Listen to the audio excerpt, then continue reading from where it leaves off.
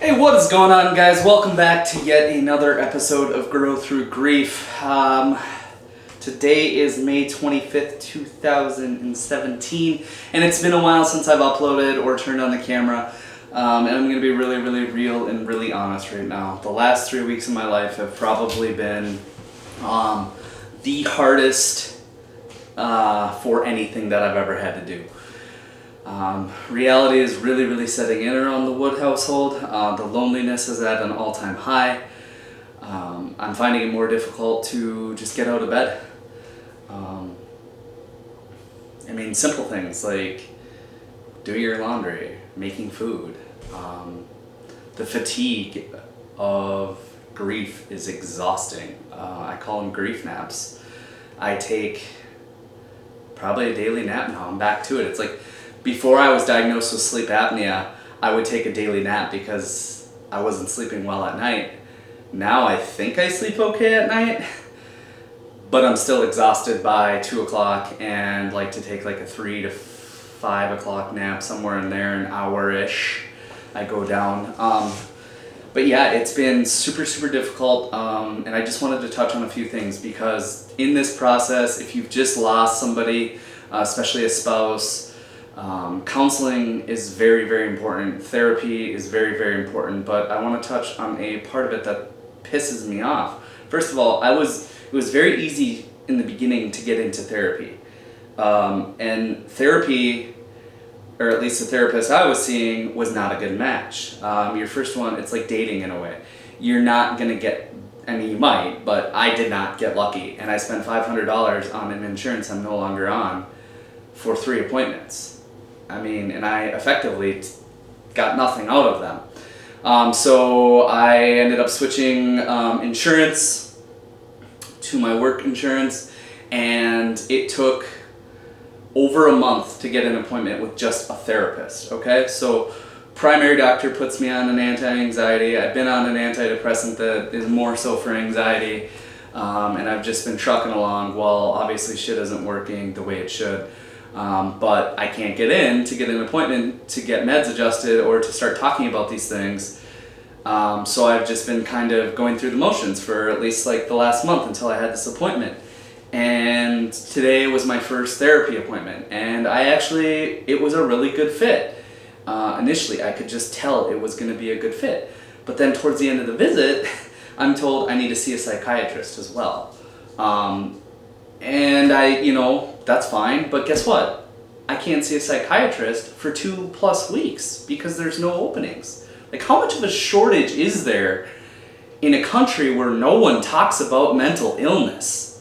Like, it is pretty apparent that a lot of people suffer from depression, anxiety, bipolar, schizophrenia, other mental illnesses.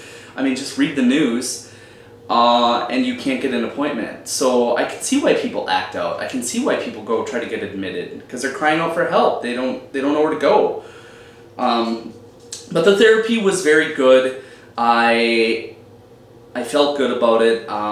It is what it is. I'm going to continue on as I'm prescribed on what I'm on right now until the appointment in a couple weeks here. But I've got another anniversary or another big monumental date coming up, and it's Jana's birthday on June 1st. And luckily her friends are so amazing. They put together something that Jana really liked to do. So we're going to play some trivia in the local, around the cities, and then we're kind of as a gift from Jana and everybody, we're going to make a donation to Children's Miracle Network for Extra Life, for the gaming fundraiser that she had so much fun, and I had so much fun doing last year, and I'm going to do again this year, so you'll be tuning into that if you watch this channel. It might not be your cup of tea, but we're going to do it for Jana. And then maybe if some other people want, we'll donate to Twin Transfusion. But really, the reason I turned on the camera tonight is because I'm back in therapy. I took a grief nap. I call them grief naps today. Yeah, like I said. And I woke up from a grief nap, and I've been leaving my phone out in the kitchen. My bedroom is actually on the opposite side of this wall. And I woke up and somebody said, "I'm really close to where you live. Do you want to go biking?" And my first thought was no. I don't want to do anything ever. That's like my life now. I just don't want to make plans. I want to reserve all the rights to cancel all my plans with like a 30-minute notice. But I was like, you know what? It's a beautiful night. Like when I went to take a nap, it was raining. And when I woke up, it was sunny and beautiful. So I went out for 13 miles, and here I sit, and I feel really, really, really, really, really good. So coincidentally, when I turn on this camera, I feel really good. And I wanted to just kind of relay emotionally where I've been, because I'm not talking about it as much. And it's scary shit that goes on up here. The loneliness, I kind of explain it when my mind goes off into a void. Like, how do I put it? I don't think about really anything, but my thoughts are racing, if that makes any sense. One thing I established early on in my sobriety, I'm coming up on 4 months sober here, you know, good job, Erik. I have a really hard time being proud of my accomplishments. I do not give myself enough credit. I am too humble. That's the fake it till you make it way of doing it. And on top of it, I am such a fucking people pleaser. I would rather spend all my energy making every single person around me happy than dealing with Erik's happiness. And it has to stop here and now. I have to stop caring. So my social calendar, white. I'm doing it. Basically, I am done overcommitting to keep others happy, to make it think that I'm okay. Because me functioning and going and doing things and appearing okay is giving a false image. And it's more stress for me to go out and do these things that I'm not like being coerced. These people are awesome who plan things and want to do things with me. It's not anything against them. It's the fact that I'm a yes man. I just say yes to everything. Yup, mm-hmm. And before you know it, Erik's in a 3-day binge of darkness and misery and doesn't want to be alive. I told somebody today that if you told me, right now, Erik, you can trade places with somebody who has 6 months to live with cancer, I would do it in a fucking heartbeat. Don't know why. Don't know why at that time it felt like the normal thing to do. The misery, the pain is excruciating. The ability to try to live this life is excruciatingly difficult. To go through the motions of work is difficult. Like, I have to relearn my job every time I walk through those doors. I have no memory recall. I have no confidence in my ability to do things right. It's just, this journey so far in not even 4 months, June 5th is 4 months, has easily been the hardest thing I've ever had to do. And yeah, is being sober probably making it a lot harder actually? Yes and no. I think if I was drinking, it would compound everything and I'd be probably dead somewhere eventually. But not drinking, and not drinking for the first time in a long time, I'm feeling everything. Whereas, like, when I would get home from work, I would effectively binge drink. I mean, I wouldn't just pull out a bottle and chug, but I would beer after beer after beer until I felt numb. And now I don't do that. I don't have anything. I don't do anything. I do have addictive behavior still, and one of them is people pleasing. So I'll find a way to people please, or I'll find a way to share enough with enough circles of people to make it appear that I'm okay. But then the phone goes off and Erik's miserable again. So I don't really know where I'm going with this video, but I just want you to know that everything is exhausting. Everything is physically fatiguing, mentally draining. Not having PTO right now, like, I'm taking unpaid time. And obviously, bills still have to be paid. I'm having to make decisions based on money that, like, I don't want to. Again, paying $500 to a deductible that doesn't even exist anymore today is so defeating. It's like a kick me while I'm down. I got the bill today. The therapy was in March. Come on, fucking, like, seriously? It takes you that long to bill? So I had thought I had gotten off the hook for like $200, which I was very okay with, but $500? Come on. And I don't even want to know what the bill is for today's visit and all the other visits. It's very defeating to be a middle-class working American who's hurting, who needs help, and has to pay out the ass for it, while there are a lot of people who, I don't know, whatever, I'm not even going to go down that road. But, so a couple things were established today is Erik's a people pleaser and he needs to only please himself for now.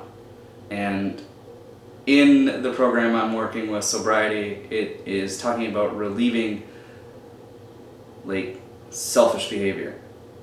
Sorry, not sorry, I have to be selfish now.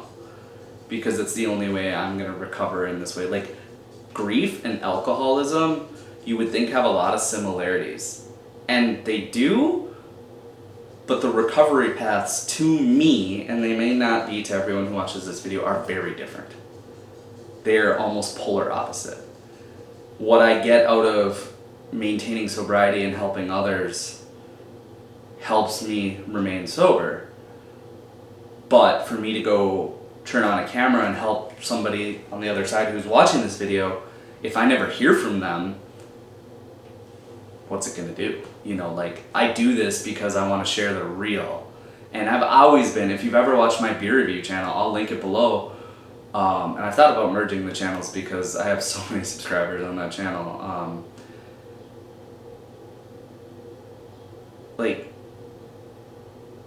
I don't even know, see, that's grief. That's memory loss right there. I have no idea where I was going with it. And it's so far just poof, gone, Alzheimer's gone. It's not a funny joke, but seriously, I don't remember where I was going with it.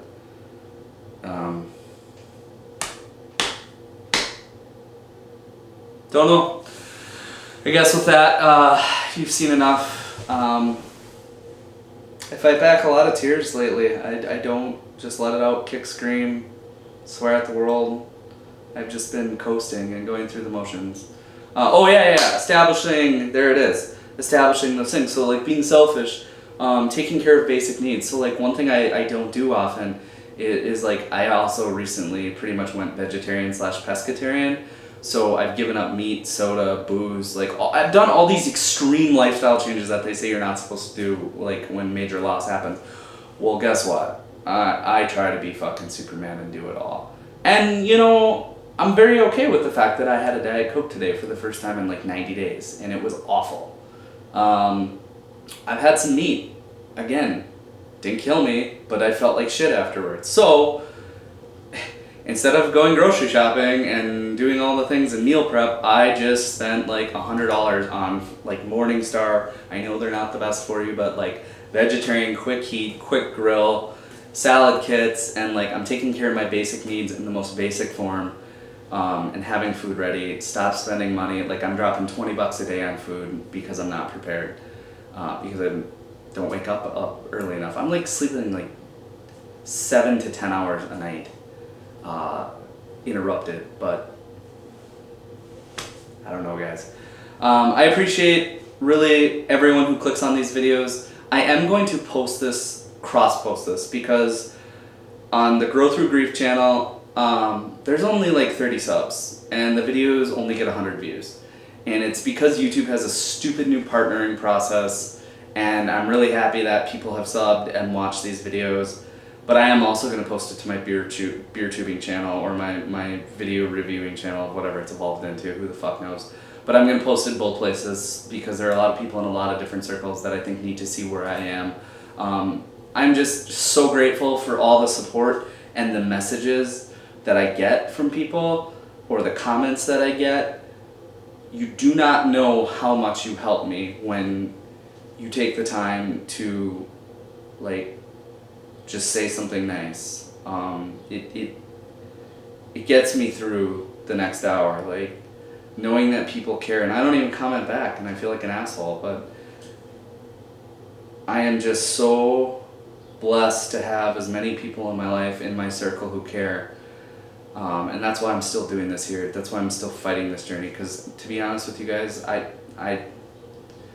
be really honest here, I would give anything to just trade places with Jana, or trade places with somebody who's got a lot more to offer the world. Like, it sounds super sad and depressing, but it's real. And with that, yeah, that's all I got tonight. My brain is shot. I rode the 13 miles, I burned enough calories, I did everything I needed to do today. And now I'm just gonna turn off the camera, have some tea, some water, wait for my Instacart delivery like a first world problems depressed white person. And live my life and take care of my dead yellow tulips. Like, fuck flowers, by the way. Why do they have to die? They're so beautiful. Did I set them in too much sun? Anyone with a green thumb, tell me about flowers. But for real, on a much lighter note, I am alive and I am trying to put in the work on the daily to get better, because if I continue down the path I've been on the last 3 weeks, I will not remain sober. I'm pretty confident in that. I will never get better if I don't put in this work. So, thanks for tuning in, and alright, officially out of here. Peace.